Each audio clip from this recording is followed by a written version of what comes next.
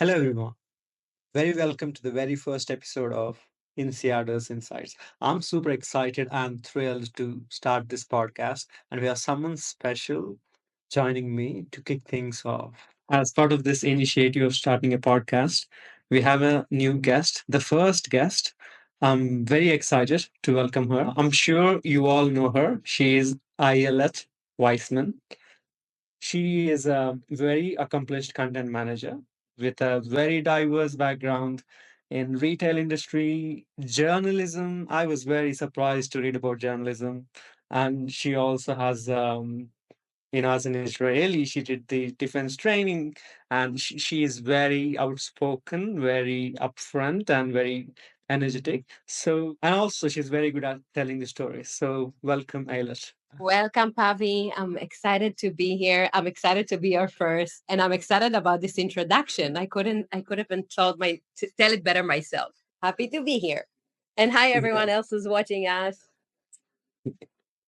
Yeah, thank you. Likewise, so happy to have you. I know you kind of played various roles. I just want to say right now you're playing as the head of content at Nas Daily, and I'm sure everyone in the world are aware of Nas Daily. So why don't we start with you tell a little bit about yourself? I went on with my own introduction, but I would like to hear from you. I'm probably the only one in this program who's like an all creative person. My first Yes. degree is in art.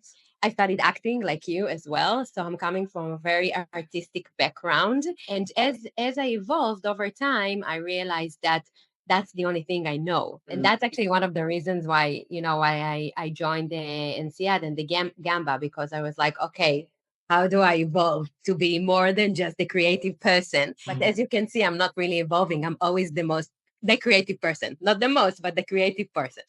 Of course, of So course. a Yeah. little bit about myself. I think that in terms of career, my career revolved till now in three different continents and countries. I've started in Israel actually as an actress, and yeah, I was on televisions and I had shows and I wrote some shows. Some of them were very educational for kids as well. I was a journalist in Israel, and then I felt that I want more, and that's the silver lining of my story. I always want more. So when I decided I want more, I've started to look outside of Israel. I want to practice my English. I want to meet new people. I want to experience a different culture. And that was my turning point when I realized that I'm flying somewhere and it's going to happen soon. Nice. And Nice. we put Australia on the map, kind of like, and I was like, yeah, it's far, it's interesting, I'll go there. Nice. Then I basically migrated my career to Australia, which was Mhm. hard after Mhm. establishing myself in Israel, like to move to Australia. Content that until that point I did only in Hebrew. I had to translate my creative abilities, my script writing abilities, my marketing abilities, and that took a Yes. while. But Mhm. I think that overall it was a really cool, weird, uncomfortable process that I've Mhm. survived to tell. And then over there, I was also like a head of content in the largest e-commerce company in Australia, Yes. called Mhm. catch.com.au, and I started my commercial journey. And then from there, I actually had a startup in content as well. Like I actually managed to convince people to invest in a content related startup. What do Wow. you know? Okay. Yes, which we all Yeah. know now. We all know what's ROI, so we all know that Yes. ROI on Yes. content low. At a startup that was like a daily show. I had my own production company during October 7th. It was almost exactly a year ago. I had Mhm. kind of like a turning point when where I actually realized that I should use my creative abilities and my abilities to harness people, and as you said, to tell a story, to use it to do better things, not necessarily just sell items. And that's what was the point where I decided to join NAS Daily, and I worked there on other projects that I'm very proud of. Mhm. And yeah, I really basically changed my career in a way. Yes, Of and that course. was actually the point. Yeah, when I joined NAS Daily, I moved. The headquarters are over here, and I moved to Singapore. And Wow. yes, and now I'm And I'm here. yeah, now here you are with us. That's actually a wonderful story. But now, you kind of mentioned a few points, right? Like you moved to Australia, and I know you very personally because we are in the same group. So I know there's this crazy story about Australia, right? Like you happen to make this decision in a very quite small span of time, and you just jumped to Australia. That to me shows like, you're a very much risk taker. You're like a go-getter. You just go and do the things and we're gonna face the consequences. Like, burning ships behind. There is this Greek mythology. There's a story that you burn the ships and go for it. So it kind of resembles me that. Like, so what was the story behind? Would you like to share with us like the Australian story? The Australian story, yeah. Yeah. So it basically like I'll start from the end. The conclusion is not necessarily like I wouldn't call it a risk taker. I just don't like to think things through. I don't think. I just do. Okay. That's Okay. me. So you can call it risk taker. I will call it an idiot. It doesn't matter. But that's the Well, we person. call risk taker. So with Australia, look, it was like this. I felt that Israel becomes smaller and smaller. I worked at the point. I worked in two jobs. I was during the day. I was a script writer. I did creative behind the scene. At night, I used to go to the newsroom and do on camera reporting, and I Mm-hmm. couldn't make ends meet at the end of the month because the Mm-hmm. television industry in Israel is very problematic. I Mm-hmm. felt that I need to do more, and then I was with my partner, and we were like, let's move to an English speaking country because that would be an easy start because who speaks Hebrew? So then we basically narrowed down the options. We were like, okay, we're not sure about Europe, the US, not my place specifically. And then he was like, South Africa. I'm like, well, if I want to live like this, I would just stay in Israel. And then he told me, he's like, I've once been to Australia and they're really chill, they're really laid back, and they had kangaroos, and they have, and if they go in the morning to surf, if there is a Yeah. good waves day, the boss will give them like the day off or something. Oh. It's a myth. It's a myth. Never got a day off when there was a good waves day. But I was like, oh, it sounds like a place for me. I actually moved. I landed in Brisbane, shocked. I couldn't even understand the local language. Like I Yeah. was just like, yeah, let's move. And a month after that, I just moved. I didn't have even my visa in place. We just moved there. I really remember that I had no friends. I couldn't understand a word. I thought it's going to be English, but I didn't understand because the accent over there was very heavy for someone who's not Yeah. strong in English. No. And I was very lonely. I remember that I used to play a game with the girl in the grocery store under my house. She was the only Okay. person I interacted with at the beginning. And she used to say love a lot. And I used to play a game like how many times I'll manage to get her to call me love in one sentence. And it did help. Like I felt love like honey or dear. I felt she loved me. But that was like Australia. And then after a little bit in Brisbane, I felt that it's too much for me. I need to work. I need to fulfill myself and to continue with the path that I started in Israel, and I won't be able to do it in Brisbane. It's not even a content hub, and it was really, it's even harder when you're not local. It was back then. Now it's a bit better. And he was like, "Where do you want to move?" I'm like, "I don't know, Sydney or Melbourne." He's like, "But which one?" Mm, I'm like, mm. "Let me Google." And then I just went. I googled Melbourne. I googled Sydney, and in Melbourne, I saw that they have like good coffee and art scenes, and I'm like, "We're moving to Melbourne." And a Uh, month after that, I was in Melbourne, ready to roll. So so that's it's how I the got there. wow. So it's the kangaroos, the good surf days, and the creative scene pulled you to Australia then.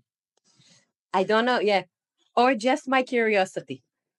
Nice. No, no, I kind of relate to it because there were times in my life that I have to move abroad and face a new culture and adapt to it and become a local. Because when you live there for more than a decade or so, I can somehow relate to the challenges what you're saying. But then I'm curious that you left out US and Europe because US they call it land of dreams and Europe is like very well advanced and a lot of opportunities for I mean in this let's be honest in this world there are at times women might have less opportunities but Europe is like very advanced societies. Why not Europe and US? That's a really good question.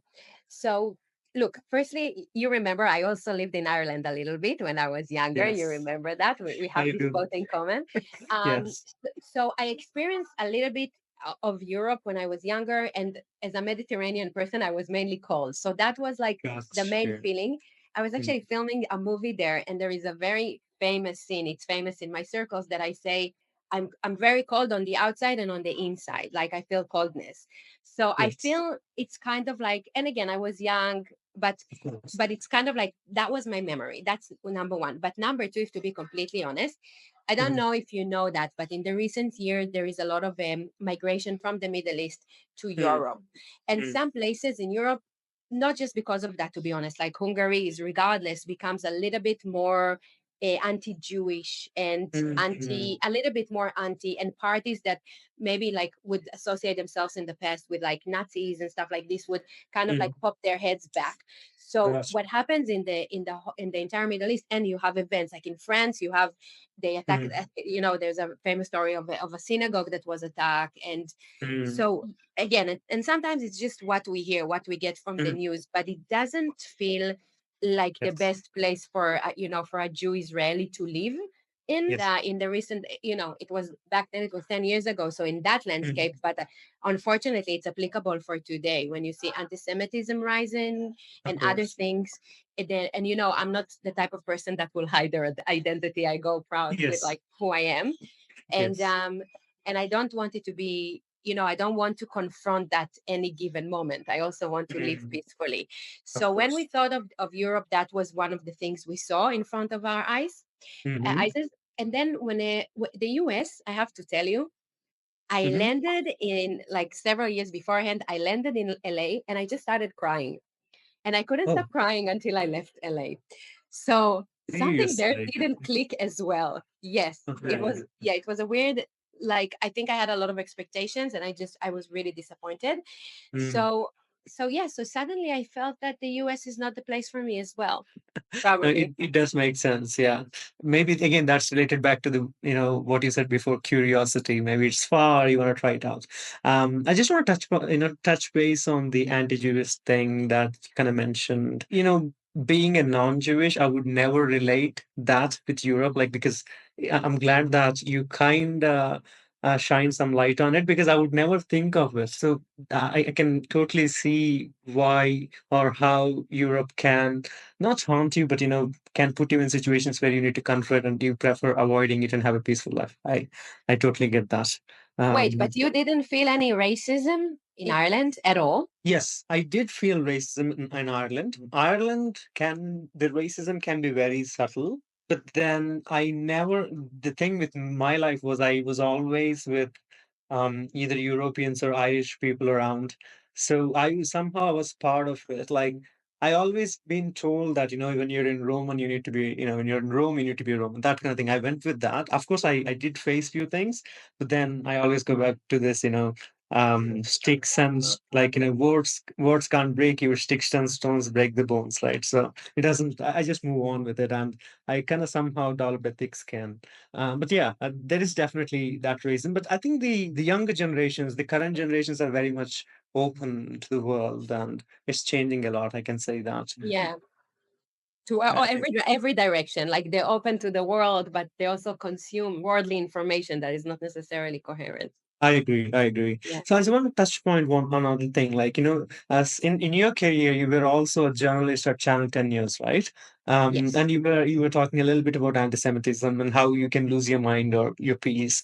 Being a journalist, you are always at the forefront of harsh realities, right? And how do you deal with that then? Because especially being a journalist, and when you get to see the first-hand information, does it affect you personally? Like, does it take away your mind space, or just curious?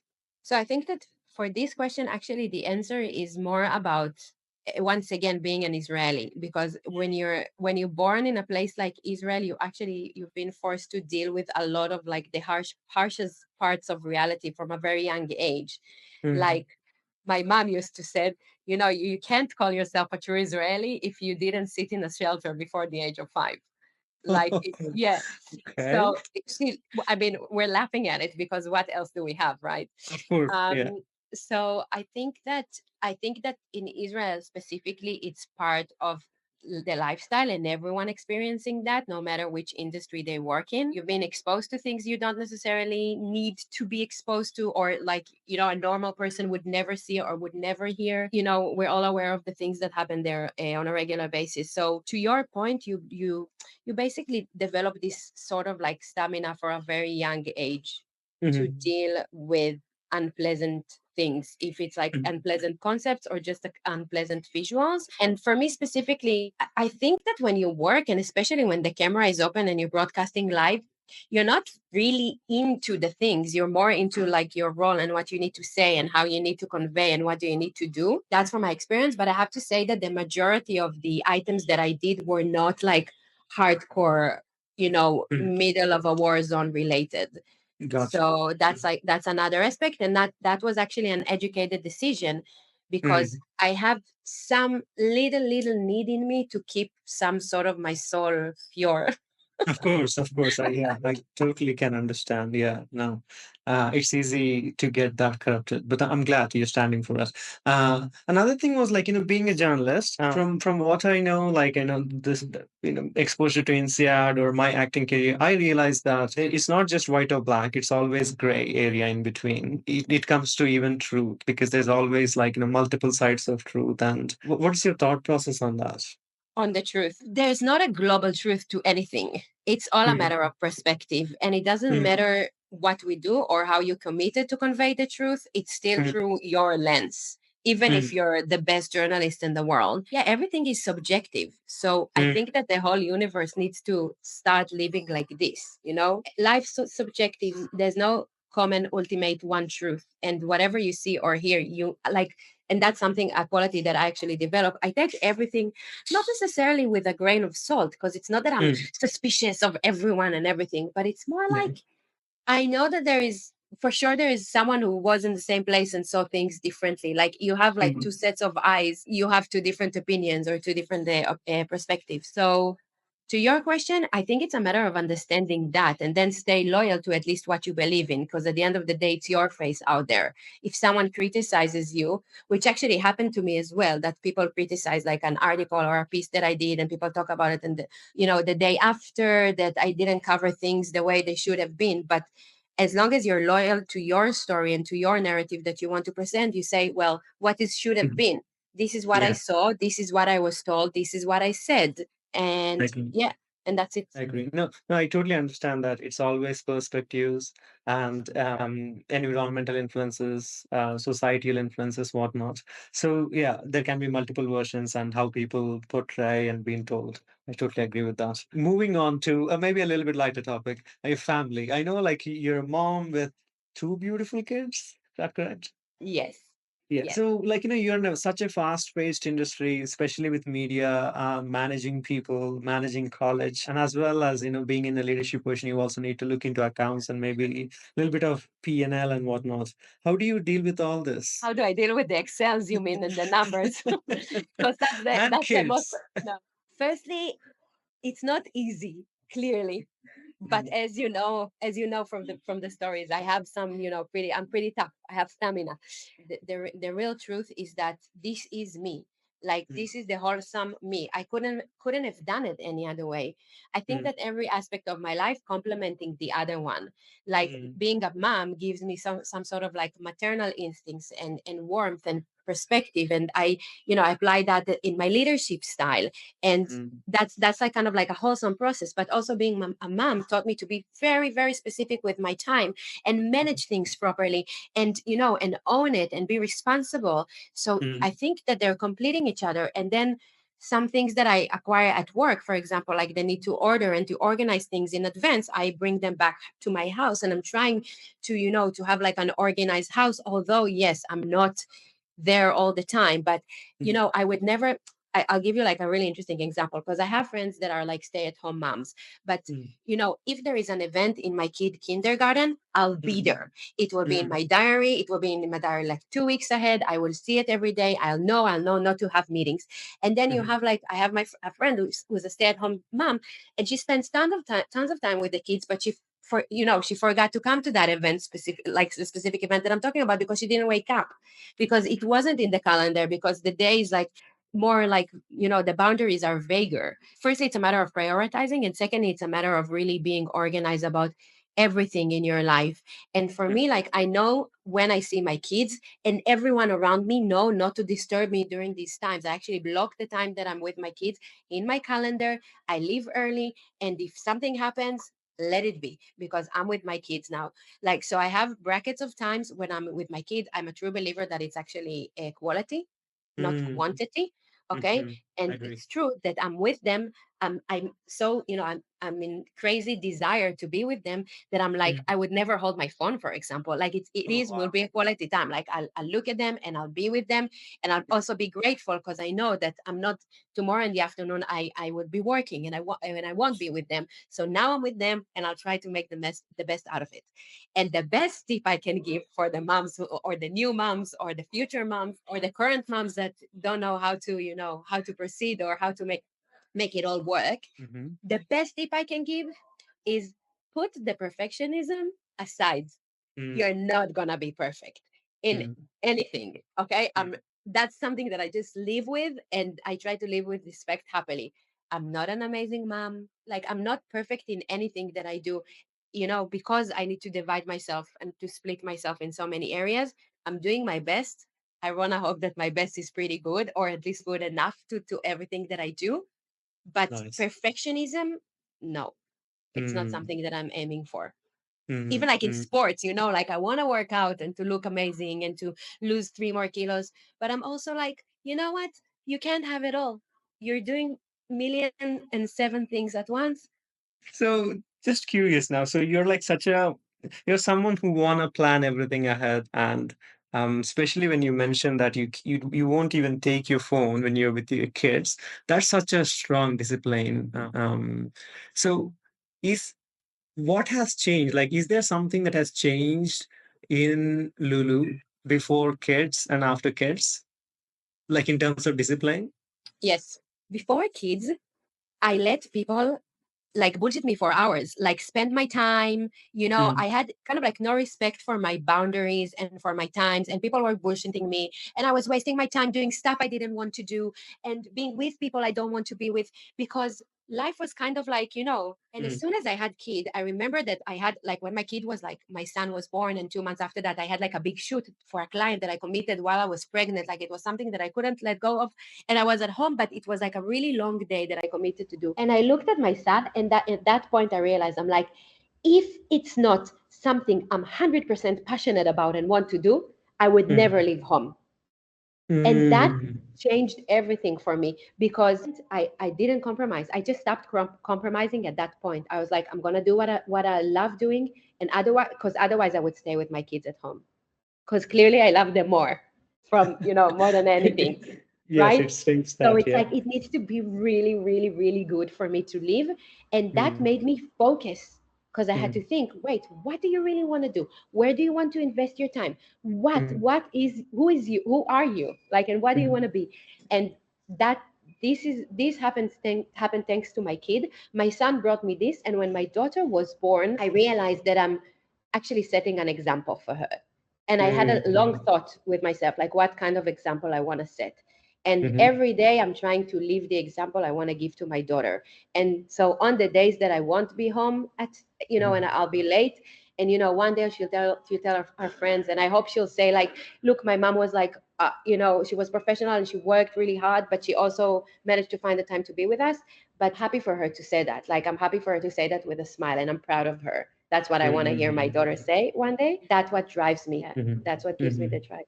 I'm sure she's gonna say that, and we're also very proud to have you in the class, and very honored, to be honest. Myself, at least, I'm very honored to be in your group and to be in the class. So you should be proud of that. It's Yeah. good that it's recorded, because I should be able to hear it one day. Now I think about it, but yeah, it's pretty cool. And also, I want Nice. to say one thing, because you're like, oh, you're so disciplined, but that's Mm. the thing, Pavi. I'm not Mm. disciplined. So yeah, I'm Mm. trying not to be with my phone, but then there's a crisis, and I'll Mm. take my phone, and I won't be mad at myself because I pick up my phone for 3 minutes in my quality time with the Mm. kids. I'll move on, and I'll compensate some other way. It's Mm. exactly this. It's setting the boundaries, but also understand that it's not perfect. Life's not perfect. Not gonna happen. Yeah. Yes. Yes. Now I want to touch upon a little bit on war that's been happening. I know this is it's very close to you, because from what I know, your family is still there, part of your family, your direct family. How is this affecting you? It's like I have another, like an alter ego, like another identity that no one sees, but it's with me every day. Like, Mm. on top of all the layers that people see, or the energy, or the happy person you see, there Mhm. is the very concerned self that is worried about her family. Yes, Mhm. as you said, I have my both parents live there and they're not getting younger. I have a brother there who recently had a baby, a newborn baby. He's trying to, to live a normal life as a new parent and try to imagine like them in the middle of like breastfeeding, need to run to the shelter. It's there with me, and it's not just my parents, like it's the war, and it's the fact that I know that a lot of people are at risk on a Of daily course. basis. A lot of people that I Yes. know, actually everyone, like it doesn't matter if you take part in an active war or you just live in Israel, like everyone's at risk because you have missiles in Tel Aviv, and on central Israel. The attack is on civilian people as well. Israel is it's tiny. It's impossible to distinguish. So I'm worried about that. I'm worried for the future of the country in general. It's very. I'm worried from what happened. I don't think that as Israelis, we never imagined that the horrors that happened last year would happen again.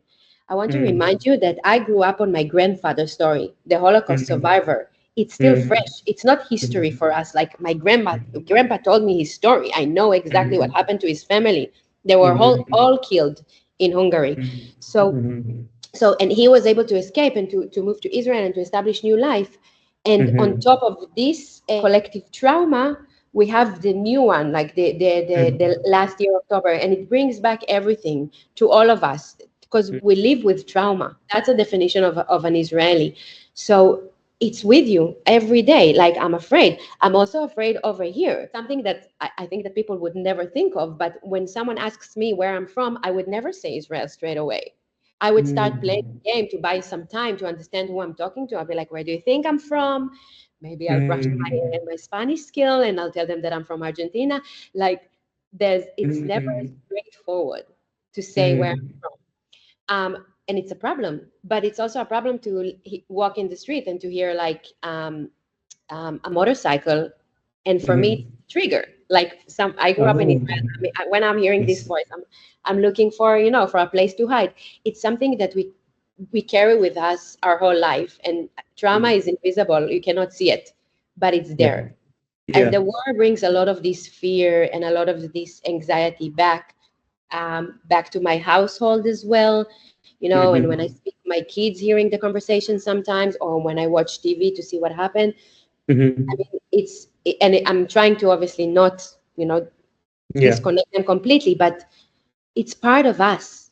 It's Of part of course. Yeah. me. So it's very challenging. It's very challenging. And in the past year, it's been even worse. It's Mm. been worse. So I'm sure, like, at least to me, if I was in that position, those thoughts and that trauma would have been constantly interfering with my work, my family, whatnot. Do you like separate them? Like, do you switch off that part of your mind completely so that it doesn't interfere with your family bonding or work relationships, whatnot? I want to be brave and say yes, but I have to say that, for example, after last October, every time for the first 2 weeks, every time people spoke to me, like I was on Zooms, every time someone spoke, I couldn't speak. Even now I couldn't speak. I was just like about to burst into tears for 2 weeks straight. Like that was a, but that's abnormality. But that was a time when I was like just completely shattered and broken, and I couldn't get the horrors and the stories. Like it was just there the whole time. But in general in life, I think that once again I'm taking you back to the culture that I'm coming from, the fact that we're very adaptable and we develop stamina. You need to understand, I myself lived in Israel during 2 wars, during tons of combats. I was in the army during the Lebanon Second War. I was a soldier back then. So those things we're really trained in that. We really trained in pick up the phone, hearing that a friend from high school just died because a missile just hit his tank and he died, to go cry in the toilet and to take a deep breath, but to continue because you know that you need to help doing something or help organizing something or do some, you have a duty. But because it's like for so long, I've been practiced this skill for so long over time, not just me, like every Israeli would say the same. We really have an ability to bounce back. We actually develop mechanisms to how to bounce back, like if it's through, humor and just like compartmentalizing, or just like taking a deep breath, be brave, and continue with your life. So that's what I do today as well. I practice this skill whenever I can. Yeah, bouncing back is an interesting word you mentioned there because at least with me, as I go grow older in life, I realize that I try to bounce back much faster than when I was in my teens or in my 20s. It's just that maybe those emotions are maybe slowly watering down, or you have seen so many things and you already learned ways how to react. Is that happening with you as well, or? It's exactly this. And I think it's also like a skill. It's not just a skill for me. I think it's a skill for Mhm. everyone. Like, I Mhm. think that the real strength in life is the ability to bounce back. Like, it's how you rise up after a failure and keep on walking. That's what defines you. So I think in Mhm. these two, there is it's a parallel concept, because it's like, I don't think we cannot control the traumas or the problems we'll face in our life, right? Like, this is Mhm. something you won't be able to control. It's bound to happen. It happens to everyone in all aspects of life. But Of I think course.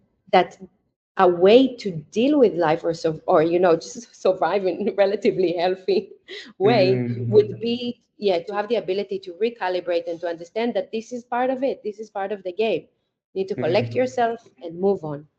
Yeah, definitely need to collect yourself and move on. That's actually quite a strong phrase there. It kind of reminds me, I'm sure you know Viktor Frankl, right? Viktor Frankl, Man's Yes, Search for Meaning. yes, It yes, yes. kind of reminds me of that book that you have to collect yourself and move on. Because for everyone listening, if you haven't read that book, please have a read. Yeah. It's such a story of hope that why you should never give up.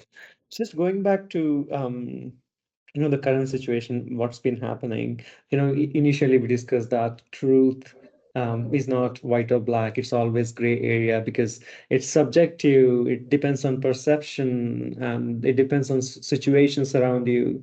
Being a leaders, we are in Gamba 26 in Seattle, and one of key trait to grow in our future journeys is being a leader, to manage how can we manage the crisis. Have you learned anything in the last few months in CIAD, and how can whatever we've been taught so far, is there something that you have taken that you can apply to the situations like these crises in life? So for example, in my case, one thing I learned is ask better questions. The big picture, if you all remember the big picture, but it kind of reminds me there is such a deep meaning in that. If you ask the better questions, the right questions, then it just creates the way and you get the right answers. Maybe it opens up discussions in situations. So that's one thing I learned. I'm just curious from your front.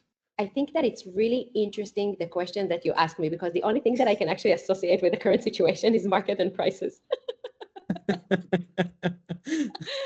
and how it affects us. And the fact that that's it's a little bit like, it just reminds me, like, you can take like a little bit of analogy to to how a market looks like, and in terms of like what's going on at the moment in Israel and how it affects the whole markets, right? But it can Yes. actually, not just financially, like, it's actually a psychological concept if you look at it a little bit. Yeah. And actually there are a few other things that I managed to associate in terms of Mhm. leadership. Mhm. There is one thing that I took, and it's firstly the discussion about safetyness in the workplace. I take it from a different perspective, from a different angle, because of the fragile situation in Israel, nothing is safe. And Mhm. people feel that on a daily basis. So I think that as a leader in Israel, a really obligation to bring calmness and reassurance to the table. So I think that's it, like, and to have the capacity to really to understand that, again, cultural differences, cultural markets. So in Israel, it's a very specific culture with a very specific needs. So we need to give those people these additional needs that coming from, just because they're humans. Yeah, it's a very dynamic, moving space, and someone has to make meaningful decisions regardless of the situations. Yeah. Yeah, understood. And apart from any lessons, but like, have you made any meaningful connections? What I mean by that is, when I have met so many cool people in Gamba 26, and I learned so much. I even came to know certain professions that I don't even know existed before I joined NCR. So I'm learning every day. So in that sense, like on a human aspect, did you learn anything from people? Of course. Firstly, I made brilliant friendships. One of them is, our crap team, Yes. that I love so much. And I feel that you guys are my confidant, and you already know this, like how, I was like in a little bit of a question mark with like a move that I needed to do at my work, and you guys were all like advising and suggesting. And what you actually learn from that kind of, firstly, that's what I wanted my whole life. I wanted a bunch of people that I appreciate and value their opinion, and they're intelligent and amazing, and that I can actually do like a thinking tank and make decisions accordingly.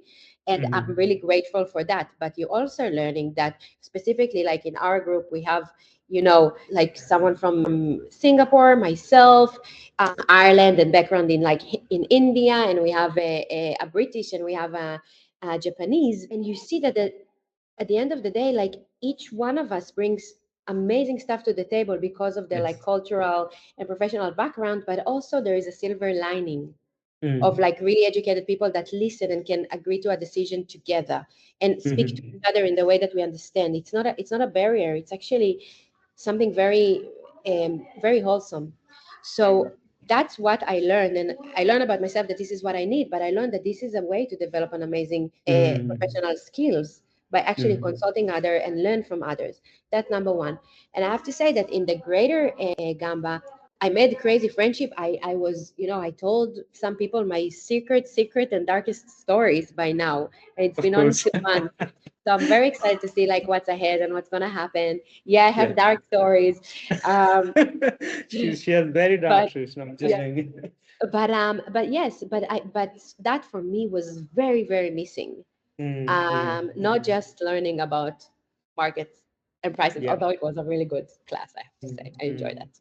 Yeah. Yeah, it actually resonates a little bit with me as well because diversity, especially having people from such a diverse backgrounds, they bringing on table such a different opinions as well. Like now you're not just looking at one thing at one angle, you're looking at like very different views, multiple angles, and I was really impressed with that. So then it comes down to diversity. Like, lately, the last few years, there has been a big push for diversity in workplaces, right? Around the world, around the organizations. I can see it now how it benefits. What's your thought on that? Like, is diversity good? I think that diversity is amazing, Mhm, not just cultural diversity, sex diversity, mhm, um, age diversity. Diversity mhm, is a good thing mhm, until it surpasses merit, until mhm, you're overdoing it.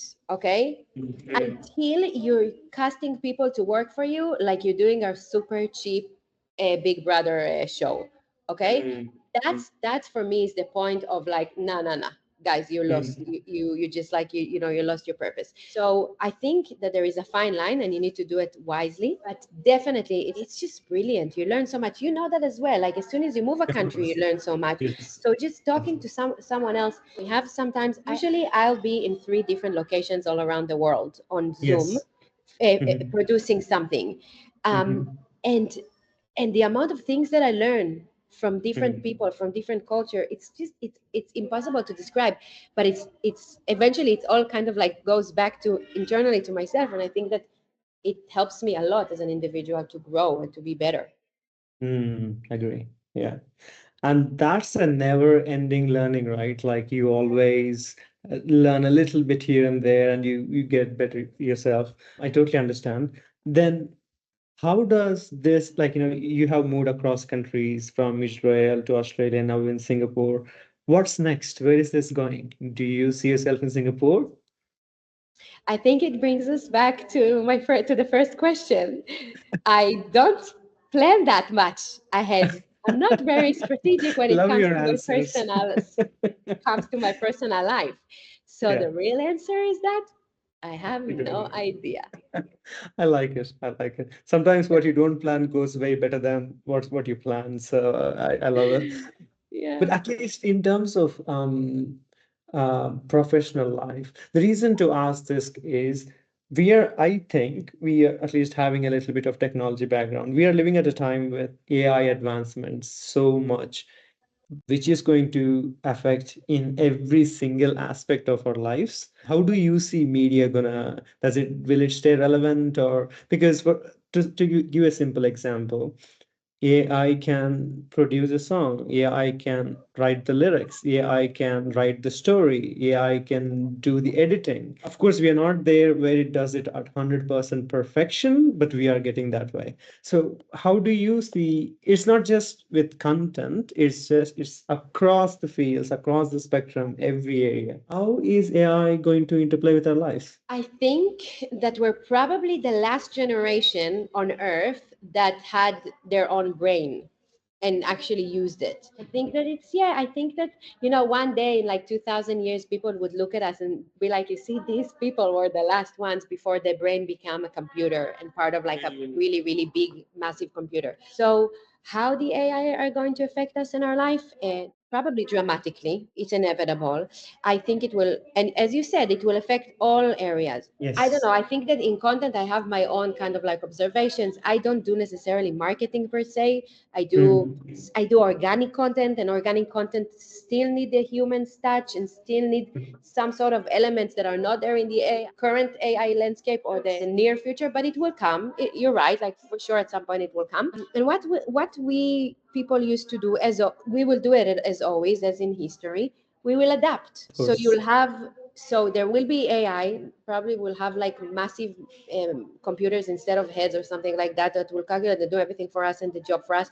But Yes. humans would find their way to bring back the equilibrium somehow. Mm. So people would still probably be working or earning or doing things, but it's going to Mm. look and feel completely different. Of Now, course. since we're not there, it's really hard to visualize how it's going to be. But Yes. my bottom line is that it will be fine. Yeah, we will adapt. Yeah. I very much agree with that because humans will adapt no matter what. The way I see it is, I'll definitely have some helper bot helping me around doing my mechanical operational things that I don't really need to do. So it's going to make my life easier. That's how I foresee it. But there are also dark sides to it, where if AI can compete with human minds, it can be exploited, right? In the short term, there'll be a lot of impacts on many jobs, big impacts on economies. I don't know how that's going to play, but the reason to ask this question again is we might have some AI modules. I think we might have a few in our INSEAD journey. It'll come down to the guidelines that we create when we're adapting a new technology. As a leader, there'll be some responsibility on us But to Pavi, wrap. it's really interesting. You're right that people have responsibility, but then everyone played a part, right?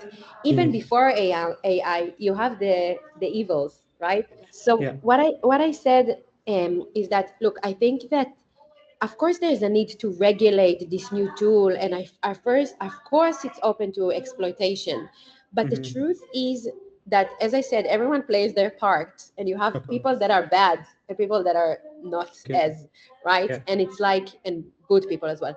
And I think that it's always there. It's part of the nature. People will exploit Mhm. some sort of system. In the future it will Mhm. be AI, and in the past it was machine guns, right? Like, Yes. or even swords and daggers, Mhm. right? Mhm. So people did really bad stuff in the Mhm. history of humans, okay, Mhm. and they will keep on doing that. Of So course, yeah. there's no abnormality. It's like, once again, it's always like an equilibrium. The platform Mm. would be different, the people would be the same. Some people will Yes. do good, some people will do bad, some people will try to make some regulations, some would work, some Yes. not. It always going to be balanced. The same amount of people would probably be killed or died, unfortunately. The same amount of people would succeed. It's just going to be a new universe that looks the same. Yeah. No, Again, it's it not my hope. It's not my hope. It's not an ideal scenario. It's how I see life. Of course, mm. then on a personal level, I hope for peace Yeah, no, everywhere for definitely. everyone. Yeah, definitely. I think we are coming to the end of this. I have like maybe few questions to ask. Like, you have played multiple roles. You have traveled across the world. Is there something that you would like to change? You have a chance What do in you your mean? past. From your past, any decisions, would you like to change something? Or, for example, maybe not moving to Australia, maybe moving to New Zealand, for example. So, would you like to change any of the decisions so far if you have a chance? So the answer is no. I Okay, made I nice. made I made tons of mistakes. Yeah, like, don't get me Mhm. wrong. I made Yeah. tons of the mistakes in my life, Mm. but again, that takes us again to an earlier conversation, like what's life without making them, right? Like I Yes. learn, I grown, I'm a better myself now. So it's part of it. But on top of everything, I learned how to, get my shit together, get out of Mhm. bed, smile, move on with my day, and yeah, and do my shit. So Mm. so as per your questions, lots of mistakes, but I never look back and regret. What will it give me? Yeah, yeah, yeah. Makes sense. So you leave it as it is, even if you have the power to change anything, because you learned from Yeah, it. even if I experienced again, to be honest, I'm such an idiot. Like that, even if you will take me now back, and I know that it's the future me going back, I'll probably make the same mistakes again. I like So the there you honesty go. there. There you go. Remember, I asked you if you would go back and do things differently, and you said what this thought would give me or something like that. Correct? Yeah, yeah, yeah. I'm kind of the same. Like I learned a lot. I don't think I'm going to change anything of it. Yeah, unless I live in a parallel universe where I could do crazy things. But yeah, I'm happy with my life. Um, as a woman being in the leadership position or an executive position, that are you aiming to or you current already in, there are of course there will be quite a lot of challenges, right? Maybe not in very well developed economies, but when you get to travel to developing countries, there may not be as much representation of women as you see in Singapore, US, or Europe. How do you feel about it? Are we moving towards the um, right Direction. place? Yeah. Um, the world is weird a little bit Mm, in that aspect, and I don't think things are moving to the right direction. I also mm, think it's really hard to change like really deep rooted ideologies and really deep rooted beliefs. It's mm, hard on the edge of impossible. So the only thing that I can change, and I tell that to myself once in a while, when when I'm encounter a really weird situation that comes because of who I am, and I just mm, tell it to myself, like, okay, mate, you're not gonna be able to change them. Just change how you address these things. So mm, actually, my best recommendation to other like female ladies that are struggling because they someone look at them differently or value them less would be not to try to change the fools or the person with the ideologies or the perceptions or the mm, person that assumes. mm, Like, don't try to change them, just do the work on yourself, mm. because I mean, you're stuck with yourself anyway. I mean, Of now you course. can change it if you really want. You can change your sex, but yeah.